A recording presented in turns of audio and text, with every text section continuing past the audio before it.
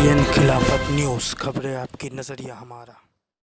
नमस्कार, KTN खिलाफत news में आपका स्वागत है। नाजरीन, मैं बता दूं कि आम आदमी पार्टी के राज्यसभा सांसद यूपी प्रभारी संजय सिंह ने एक बार फिर उत्तर प्रदेश की योगी सरकार पर हमला बोला है। संजय सिंह ने प्रेस वार्ता के दौरान पत्रकारों से बात करते हुए कहा कि योगी सरकार का कोरोना घोटाला कारगिल के ताबूत घोटाले से भी बड़ा घोटाला है। जिस तरह से योगी सरकार कोरोना में घोटालों पर घोटाले किए जा रही है, एक तरफ जनता कोरोना से त्रस्त है तो वहीं दूसरी तरफ योगी सरकार घोटाले करने में मस्त है। संजय सिंह ने आगे बात करते हुए बताया कि झांसी में 800 रुपये का ऑक्सीमीटर 1800 रुपये में खरीदा जा रहा है और थर्मोमीटर जो 400 रुपये का है वो 4000 रुपये में खरीदा जा रहा है। इस तरह के बड़े आरोप संजय सिंह ने योगी सरकार पर लगाए हैं और जिस तरह से हमलावर लगातार होते जा रहे हैं संजय सिंह, कभी भ्रष्टाचार के मामले पर, कभी दलितों पर होने वाले अत्याचार के मामले पर। आपको बता दें कि राज्यसभा सांसद ने जिस तरह से योगी सरकार को घेरना शुरू किया है, उस बात से लेकर योगी सरकार ने एक और मुकदमा संजय सिंह पर लगा दिया है और संजय सिंह ने कहा है कि 12 मुकदमे हम पर दर्ज हुए और 13वां मुकदमा भी दर्ज कर दिया गया है। इससे कोई फर्क पड़ने वाला नहीं है। इस प्रेस वार्ता के दौरान दिल्ली विधानसभा के मुख्य सचेतक दिलीप पांडे ने प्रेस के सामने अपनी बात रखते हुए कहा कि योगी सरकार की नीयत में खोट है, इसलिए वो फेल हो गई है। जिस तरह से दिल्ली के अरविंद केजरीवाल सरकार लोगों की सेवा की नीयत से काम कर रही है और जिसकी प्रशंसा खुद प्रधानमंत्री नरेंद्र मोदी ने की है, लेकिन उत्तर प्रदेश में योगी सरकार पूरी तरह से फेल होती दिख रही है। इस प्रेस वार्ता में प्रभारी नदीम अशरफ जैसी, प्रदेश प्रवक्ता वैभव महेश्वरी, महेंद्र प्रताप सिंह, प्रदेश उपाध्यक्ष सरबजीत सिंह मक्कड़ भी मौजूद रहे। तो जिस तरह से संजय सिंह ने योगी सरकार पर हमला बोला है और कल भी उन्होंने हमला बोला और ये कहा कि कोरोना घोटाला पार्ट 1 कल मैंने उसका खुलासा किया था और आज का कोरोना घोटाला पार्ट 2 है। तो इस तरह से बार बार आम आदमी पार्टी के प्रवक्ता और सांसद संजय सिंह लगातार योगी सरकार पर हमलावर होते नजर आ रहे हैं। देखिए क्या कुछ कहा उन्होंने पत्रकारों से। लोगों की डेथ हो रही है, अस्पतालों में इंतजाम है नहीं, ऑक्सीजन वेंटिलेटर मिलता नहीं तो आपके मंत्रियों तक को मेदांता जाना पड़ता है। बहुत सारे लोग जो सक्षम नहीं हैं वो दम तोड़ देते हैं, उनको इलाज नहीं मिल पाता है। WHO इस समय इस वक्त सबसे ज्यादा जरूरी है टेस्टिंग करा के होम आइसोलेशन के नियमों का ठीक से पालन करना। होम आइसोलेशन आपने लागू कर दिया, ना उनकी नियमित रूप से जांच हो रही है, ना उनको सही समय पर चिकित्सा मिल पा रही है, सुविधा मिल पा रही है। तो ऐसे में जब बेड के इंतजाम नहीं है, ऑक्सीजन के इंतजाम नहीं, वेंटिलेटर के इंतजाम नहीं, तो दिक्कतें आपके सामने बहुत सारी हैं। योगी जी, आप हेलीकॉप्टर लेके, ये उड़न खटोला लेके लखनऊ से गोरखपुर मत कीजिए, इसकी चिंता कीजिए और गंभीरता के साथ इसका, जिसमें आज उत्तर प्रदेश को महाफिसड्डी घोषित कर दिया है योगी जी ने। महाफिसड्डी, 1000 में 22 लोगों की टेस्टिंग, जो मेरे ख्याल से हिंदुस्तान के सबसे कम टेस्टिंग में उत्तर प्रदेश को रखा है योगी जी ने। यानी कोरोना के केसेस बढ़ रहे हैं, टेस्टिंग नहीं हो रही है, पता भी लोगों को नहीं चल पाता कि उनको कोरोना हुआ है कि नहीं हुआ है।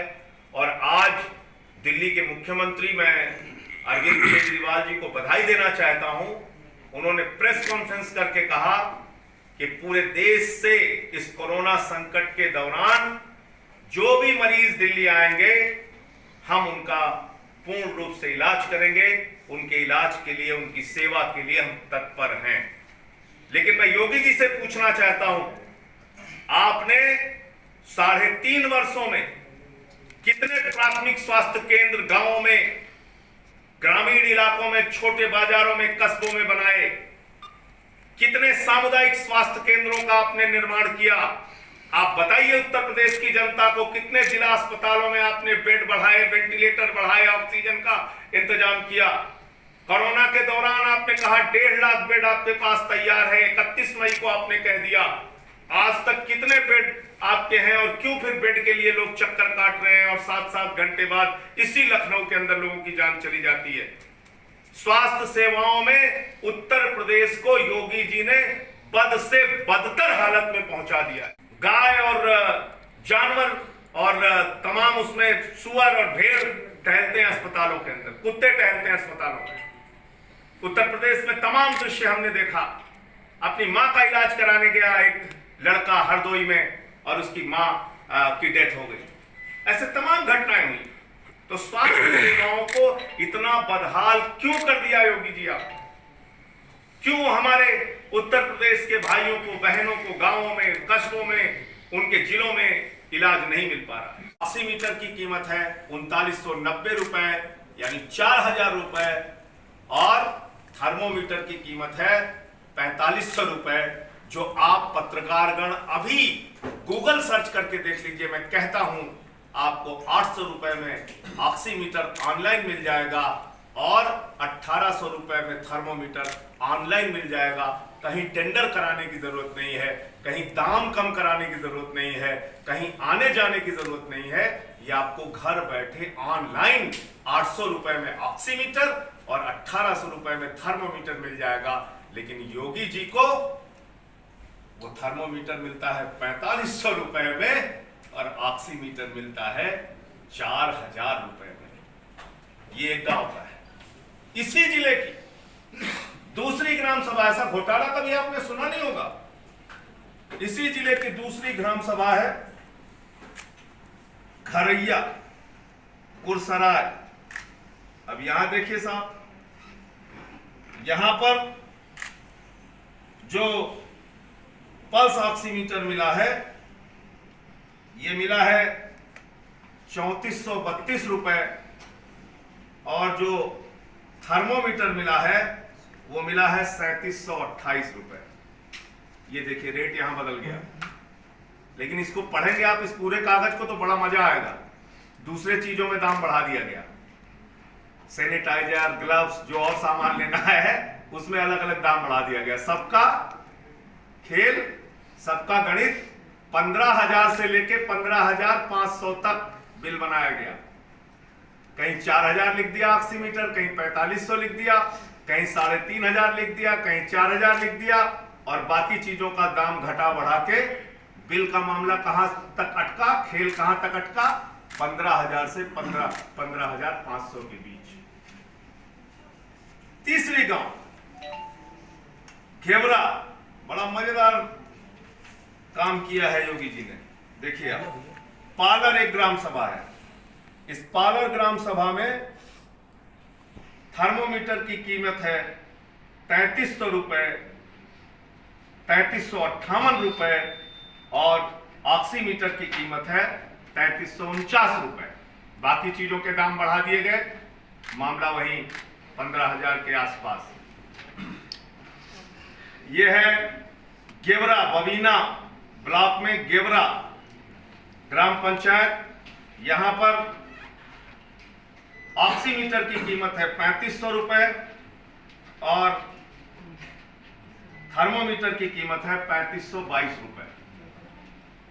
देख रहे हैं आप, एक ही जिले में ऑक्सीमीटर कहीं 3400 में मिल रहा है, कहीं 3300 में मिल रहा है, कहीं 3500 में मिल रहा है, कहीं 4000 में मिल रहा है। ये उत्तर प्रदेश की जनता के पैसे को आप इस कोरोना के महाकाल में लूट का धंधा मचा रखा है आपने। शमशान में दलाली कर रही है योगी की सरकार। लोग शमशान में मर रहे हैं, लाशें बिछ रही लोगों की, और योगी जी की सरकार इस कोरोना के महाकाल में भी, इस कोरोना के महा संकट के दौरान में भी शमशान में दलाली खाने का काम कर रही है, भ्रष्टाचार कर रही है।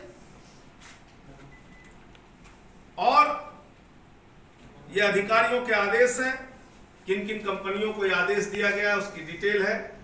ये सारी डिटेल अभी मैं आपके साथ शेयर कर दूंगा। आम आदमी पार्टी का ये मानना है, साफ तौर पे मानना है कि कोरोना काल में कोरोना के इस महासंकट में ये जो महाघोटाला किया गया है, इसने उत्तर प्रदेश की जनता की पीठ में छुरा मारने का काम किया है। घोटाले, और मेरी जो जानकारी है, लगभग 65 जिलों में ये घोटाला हुआ है। लगभग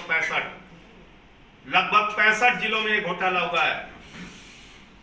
अगर इसकी जांच हाई कोर्ट के सिटिंग जज से एसआईटी बना के नहीं कराई गई, अगर इसमें दोषियों की गिरफ्तारी और उनको जेल नहीं भेजा गया, पूरे प्रदेश के अंदर आम आदमी पार्टी इस कोरोना घोटाला को लेकर एक बड़ा आंदोलन प्रदेश के अंदर करेगी और पूरे प्रदेश की जनता को बताने का काम करेगी। करने में व्यस्त थी।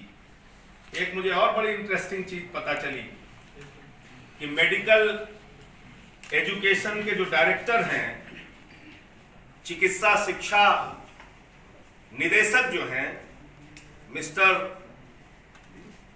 के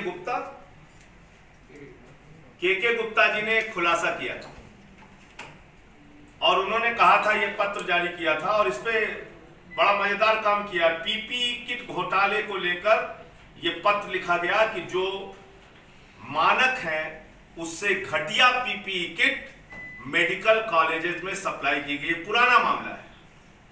तो जानते हैं, उत्तर प्रदेश की बहादुर पुलिस ने, योगी जी की सरकार ने, ये मेडिकल डायरेक्टर जो चिकित्सा शिक्षा के निदेशक महानिदेशक हैं, उनके पत्र के आधार पे पीपीई किट की जांच नहीं कराई, घोटाले की जांच नहीं कराई। क्या जांच कराई? बोले साहब, ये पत्र कैसे लीक हो गया, ये पत्र कहां से लीक हो गया, इसकी जांच होनी चाहिए। इसकी जांच होनी चाहिए कि ये पत्र कहां से लीक हो गया। आज मैं भी इस प्रेस कॉन्फ्रेंस में ये पत्र दिखा रहा हूं महानिदेशक महोदय का। मेरे ख्याल से यही पत्र है। हाँ, यही पत्र। ये पत्र आप सबको दिखा रहा हूं और मैं योगी जी से पूछना चाहता हूं, आपने चिकित्सा शिक्षा महानिदेशक डीजीएमई के गुप्ता जी का तो ट्रांसफर कर दिया, एसटीएफ से इस बात की जांच तो बैठाल दी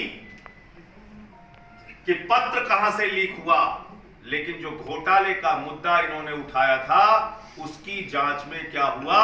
पीपीई किट घटिया मिलने से, घोटाला होने से, पीपीई किट के घटिया होने के कारण जो स्वास्थ्य कर्मी कोरोना से पॉजिटिव हुए, उनके जीवन पे जो संकट आया, उसका क्या हुआ, इस मामले में क्या कार्रवाई हुई, मैं ये भी मांग करता हूं। और अगर आपको लगता है कि ये पत्र गलत दिखाया जा रहा है तो आप मेरे खिलाफ भी कार्रवाई कर सकते हैं, एक एफआईआर और कर दीजिए, कोई चिंता की बात नहीं। 12 हो चुकी है, 13वीं कर दीजिए।